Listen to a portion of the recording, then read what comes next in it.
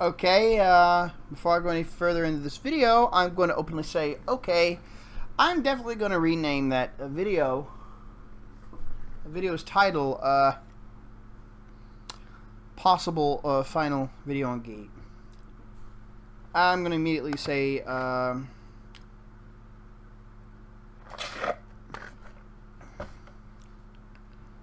maybe a penultimate, maybe or maybe not a penultimate GEET video. That's what I'm going to rename it as. Now, without further ado, let's continue on.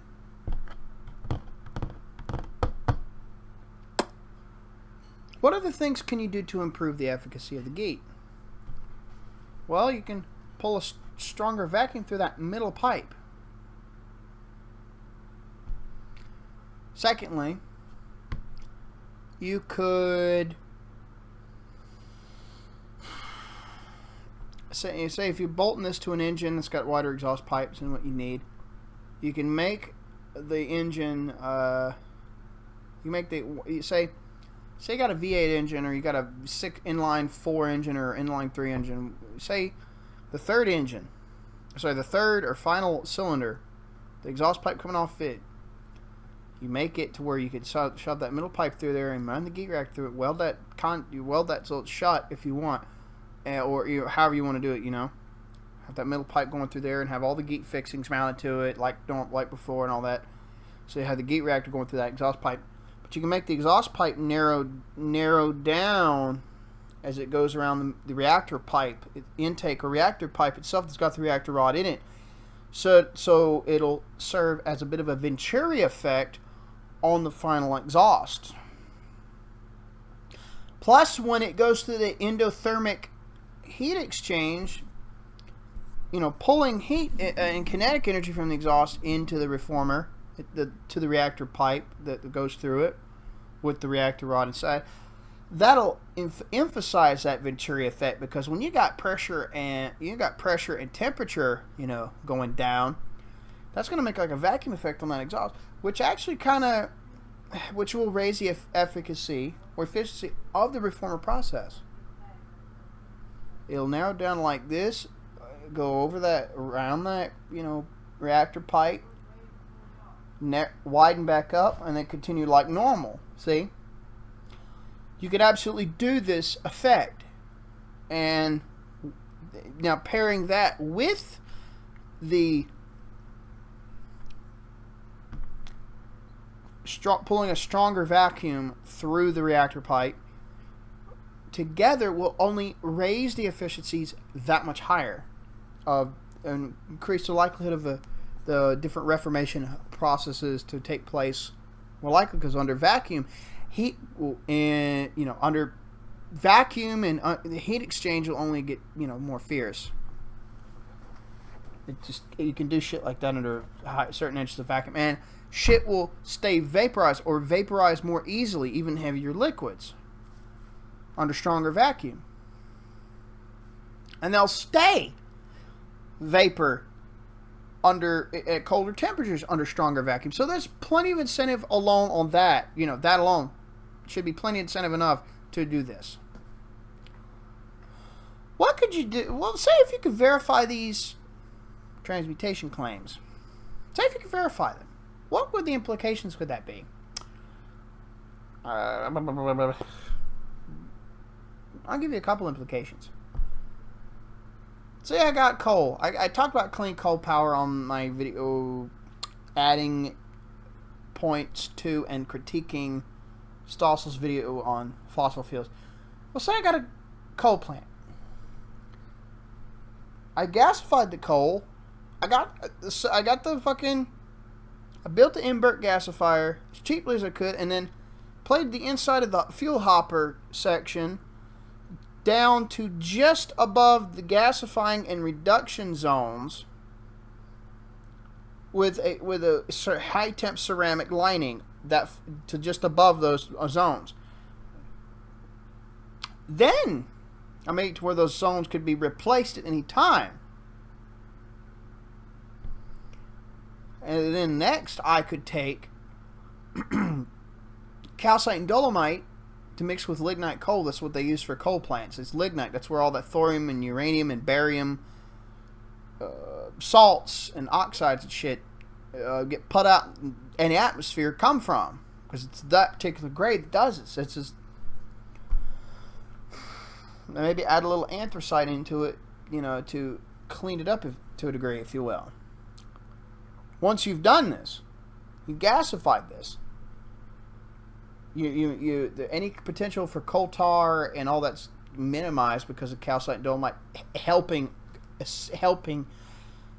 facilitate more of that shit getting cracked down, and it also binds the sulfur into the ashes. So this much cleaner syngas does not need to go through nearly as much stuff, nearly as many cleaning steps as before.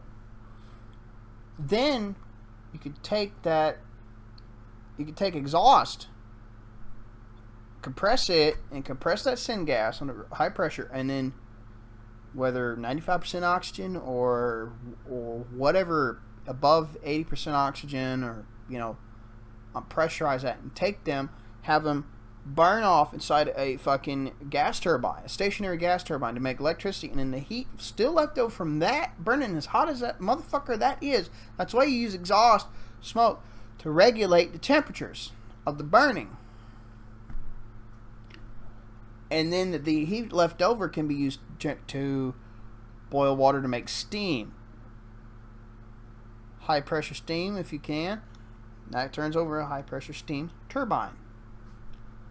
Well, after that final exhaust, after all that exhaust gets used up and all that heat's extracted, there's still a little bit of heat left. You can use that to preheat the intake air going to a gasifier, and then feed that portion back into the hopper section of the gasifier and extend how far you can go with coal.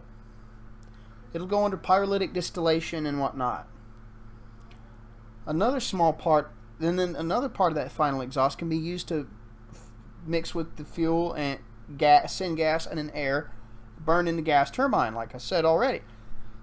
Now that final exhaust, if these claims, if these particularly extraordinary claims can be verified, all the rest of the exhaust, the final output from that coal burning, from that clean coal power, could be sent into some modified carburetors, taking bunker oil and cracking it down into a healthy, clean plasma fuel with it. And that could be used to fuel diesel generators. And then that can extend the electricity being used, how much electricity is generated off that same CO2. That same carbon that comes from that coal. And that's just a bare minimum of the implications. You could take clean coal power and take it to a whole new level with the final exhaust and stretch it that much. I would see how many, if this set of claims can be verified, these more extraordinary claims of the GEET, if they can be truly verified again, we could take that. What I would like to see, how many of these big ass gigunda generators for cities can be how many of these can be used this way to get that much. See how many of these generators can be fueled with the final exhaust from CO2 going into a modified carburetor, breaking down certain type of fuels like bunker oil or some other, shit like that.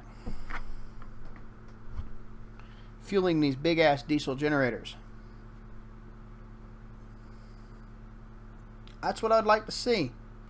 Then the ashes from that, you can extract your thorium and your uranium isotopes out, and then take barium and figure out what you want to do with that. And all the other minerals, including heavy metals, can be isolated and be used for whatever uses in the chemical or constructive industry, industries, I might say, that we have for those. And that's, again, holding myself out on that shit. But if it can be verified, this is just a surface scratching of what you can do with the GEET, if you can verify those really crazy transmutation claims. But in order to do that, I would like to see actual, experiments to be done. Like I said in the GEET Tech and How It Works episode 3, controversies and nutty hypotheses, or hypotheses, whatever, however I named it. That's, if you can confirm that kind of shit going on, then great. This will be the series of uses. Fuck, I could take a Detroit diesel inline 4 engine and have it spin a generator that I would hope to have a SERPS device put to the output of said generator,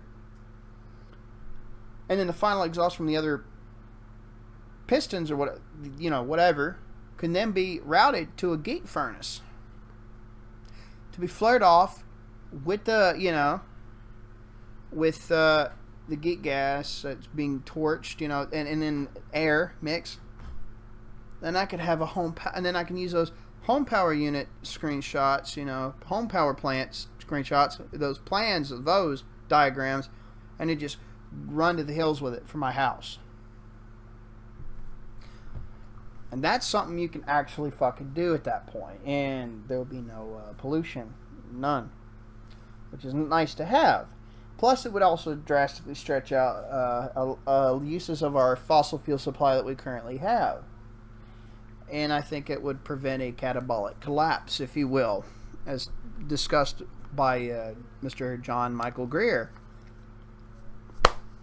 So anyway, done with that. Hopefully you guys were entertained by that, or gave you some thought.